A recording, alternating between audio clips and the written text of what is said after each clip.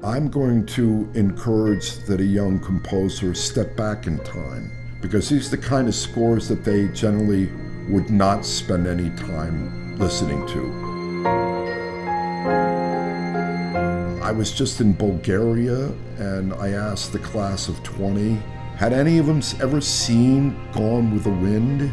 And 3 hands out of 20 people came up, were raised. And that kind of shocks me. It seems to me like the younger generation doesn't have as much of a insatiable desire to know what made the past. How did the present become the present? It's always because of the past. Both its successes and failures. It's not happening anymore.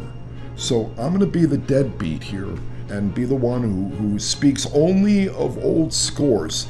And these are ones just off the top of my head that have influenced me. I'm going to pick a handful of composers. Okay, I just talked about Gone with the Wind. That's Max Steiner. My God, if you don't watch that movie and listen to that score, I don't know what to say to you. But the other score of his that I really think was a game changer is the score he wrote to the original black and white King Kong. Let's not forget, at that time, when that score came out, the idea of having music underpinning a visual, meaning the movie, without us seeing the musicians that were performing it, was weird.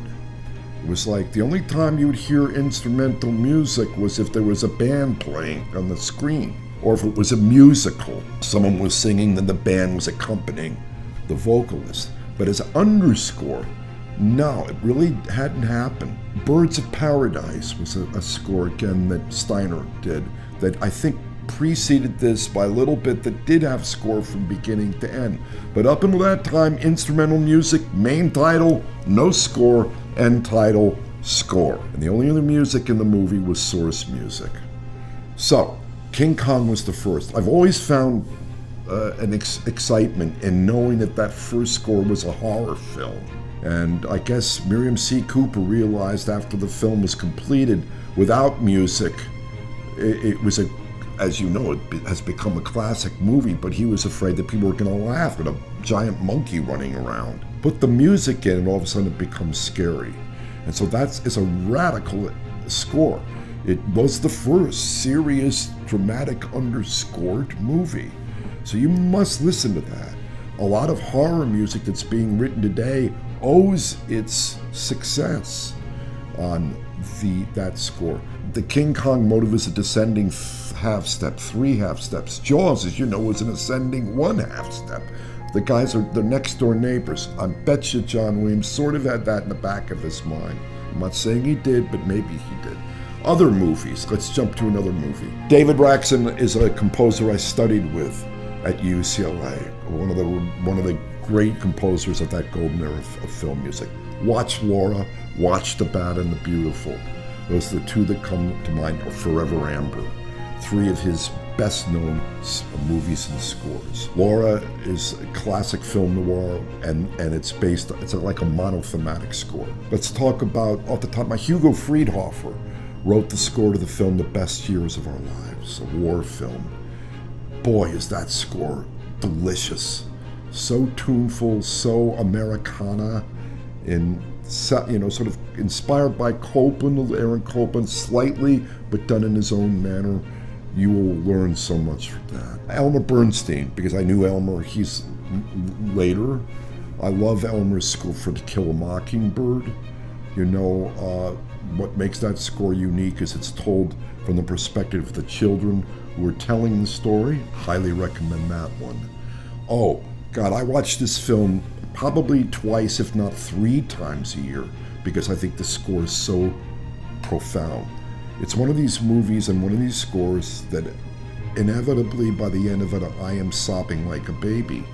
And that is the film Ben-Hur.